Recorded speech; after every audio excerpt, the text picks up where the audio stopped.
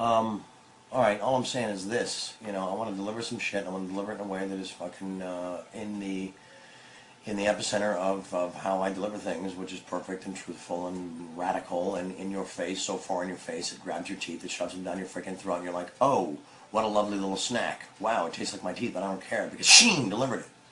EU officials are set to lift restrictions on some food products from Fukushima that have been in place following the 2011 nuclear accident. Go fuck yourself is the perfect everything. We are on a fucking tsunami. We are on a tsunami and didn't make the rules. Lonely up here, but I sure like the fucking view. The EU requires mandatory radiation checks on food imports from Fukushima and surrounding prefectures. But the European Commission says it will ease that rule for goods if radiation levels have been within safe limits for a certain period of time. It says it will allow Fukushima vegetables, beef, and other meat products, all fruit except persimmon, buckwheat, and tea. The change is likely to take effect on Saturday. The Japanese government will urge the EU to lift the rule for all remaining products. It is what it is. It is what it is. What it was isn't what you thought it is, because it is what it is, because you claim so, because you confirm it, because you insist that it is what it is, and therefore it ain't what it ain't. It ain't what it ain't, which is gold and winning and magic, because that's how I roll. And it is what it is in your stupid, boring, contaminated world because you allowed it. Japanese Prime Minister Shinzo Abe is promising citizens the greatest possible benefit from one of the biggest ever trade deals. He tried to persuade lawmakers to accept his economic forecasts for the Trans-Pacific Partnership. I think that's the way it's supposed to be. I don't buy it. I don't agree with it. I don't trust it. I don't care about it. I don't ever want to hear those words put together again. Communist Party member Satoshi Inoue picked holes in the government's calculations. He questioned an estimate that the TPP will boost Japan's GDP by $115 billion. He said the deal will actually hurt people's livelihoods and urged the government to pull out. The government overestimates the economic benefit and underestimates the harm to the agricultural sector. It's brushing off public criticism of the deal as a way to win the upper house election. I will not allow that. Prime Minister Abe denied those assertions. He said the TPP will encourage free and fair competition and create businesses. Our estimates are based on a thorough examination of individual agricultural and marine products. We'll take all possible policy measures to get the maximum economic benefit. 12 countries, including Japan and the U.S., reached a broad agreement on the TPP last year. Governments are preparing to sign next month. Japanese leaders then plan to get approval from lawmakers. They'll also submit bills on ways to help farmers deal with the impact.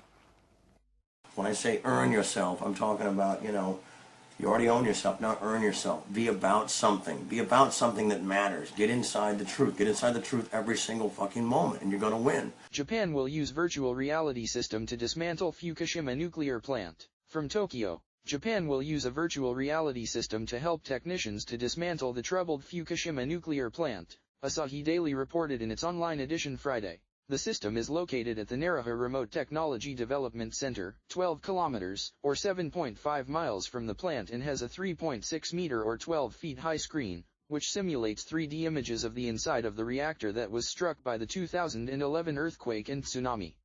These buildings are currently inaccessible to the workers due to the presence of high levels of radiation. In November 2015, levels were so high in spots, the radiation was strong enough to kill a person in under an hour. The center also contains a replica of the containment vessel of a reactor, which it plans to use to test and investigate methods and technologies for dismantling. One of the most complicated parts of the entire process is the extraction and safe storage of the melted and solidified fuel that accumulates in reactors 1, 2, and 3 of the nuclear plant. Remember, TEPCO claims it still does not know the condition of the melted cores and is unable to locate them. They may still be liquid, consuming, atomizing, and aerosolizing everything it comes in contact with. Before the fuel is removed, the reactors need to be decontaminated, and those sections where the water to cool them is filtered has to be repaired. Good luck with that. However, the radiation levels are so high that for the time being authorities have only been able to use remote control devices, such as robots, to access the damaged units. Robots have failed due to high radiation. The Japan Atomic Energy Agency, the agency in charge of the project, hopes this technology will help improve efficiency and safety of the tedious process of dismantling the center, which is estimated to take between 30 to 40 years. However, that estimate depends on technology yet to be invented. See, the only way you win is inside the truth. You get outside the truth, and where are you? You're living in the middle. You're living in the middle, and that's where you get slaughtered. Ball field, battlefield, it doesn't matter. You get slaughtered in the middle, because in the middle are the fucking sheep. What do you want? On shore. News Channel 5 meteorologist Steve Fundero joins us now with why experts say that's bad news. Steve? Yeah, it's actually quite scary. According to the NOAA fisheries, since this past June, there has been a record amount of over 3,000 strandings of sea lions and sea pups. But that was because of the unusual warm blob of water in the Pacific. When do you want it? Now, with a strong El Nino year ahead, that just means trouble.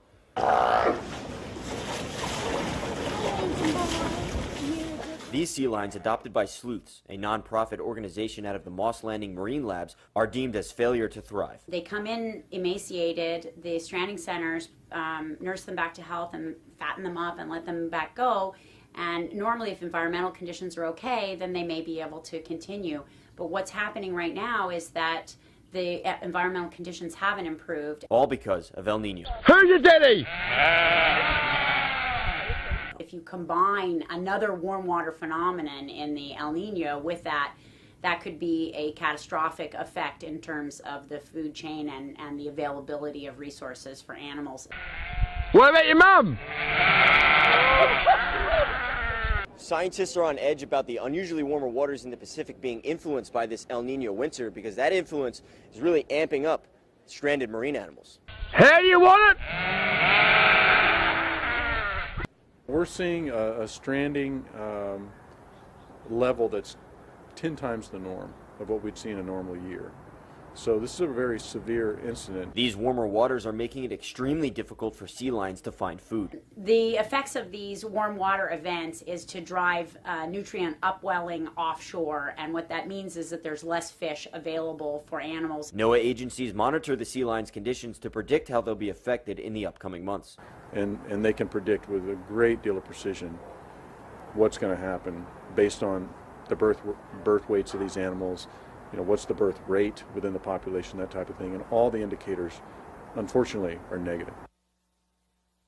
Experts say that within the next month or so, an even bigger spike in sea lion strandings is expected. Back to you. You heard all that, right? No, I didn't hear fuck all because I'm using a piece of plastic designed by trolls covered in lights and buttons. Obviously a weapon, but I will turn it against them.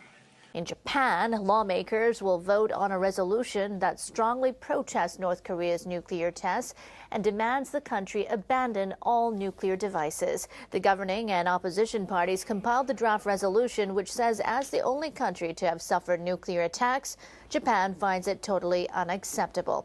And it calls the test a serious challenge to global nuclear nonproliferation. Japan's defense minister has joined those around the world who are questioning North Korea's claims.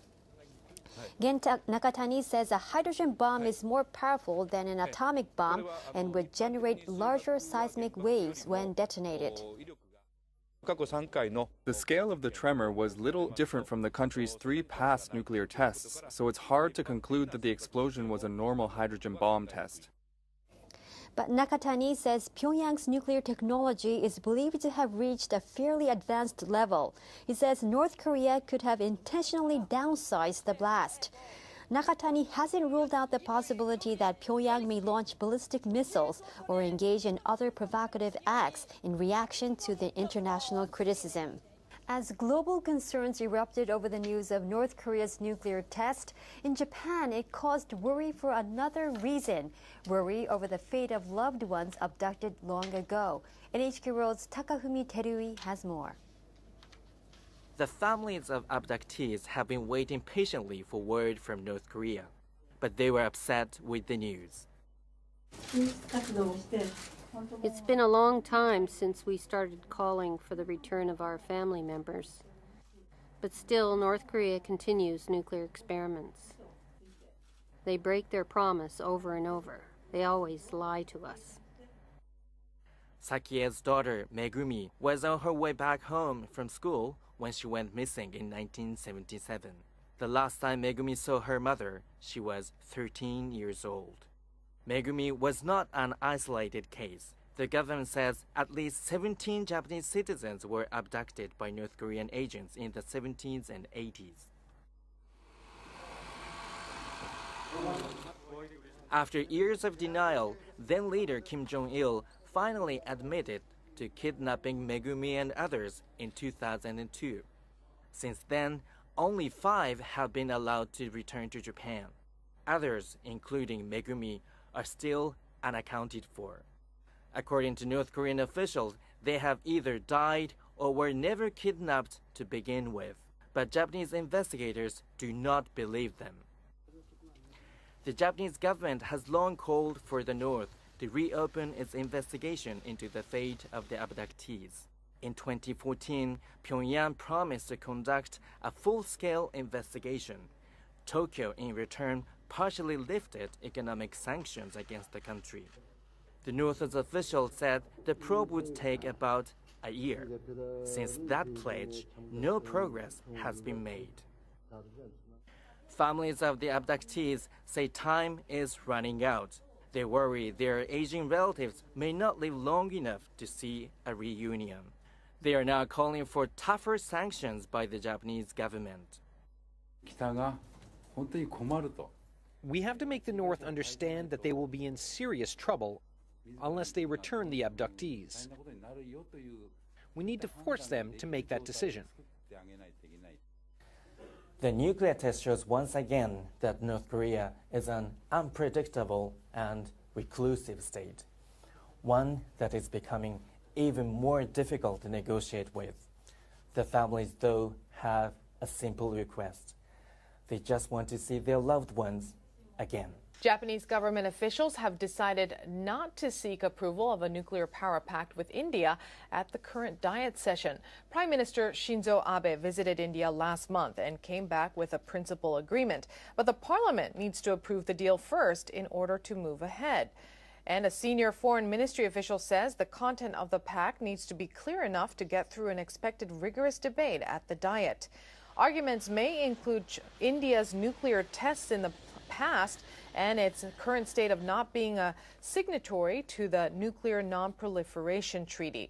Other government officials suggest that they don't want to move ahead too quickly with the deal before an upper house election this summer. Ooh, I can do it like Conan or Jay or boring. I'm just not like that. I'm just not like that. I'll never be like that. And pretty much, say it. This is my message to you.